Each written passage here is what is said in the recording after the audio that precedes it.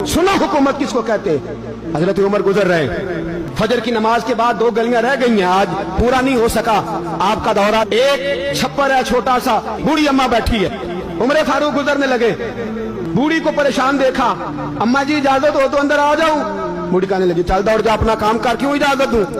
तेरी मेहरबानी अम्मा, आने दो। क्या दौड़ जा? तेरी मेहरबानी अम्मा, गुजारिश है, चलो आ जाओ। अंदर आ गए उमर फारूक।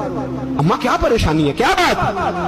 अम्मा कहने लगी खामद इंतकाल कर गया, औलाद अल्लाह ने दी कोई नहीं, मैं गरीब हूँ, 3 दिन से रोटी नहीं खाई, 25 दिनार का कर्जा चढ़ गया है, मुझे उमर फारूक से बड़ी शिकायत है। उसने मेरा हाल ही नहीं पूछा, कहने लगे शिकवा है, उमर आया ही नहीं।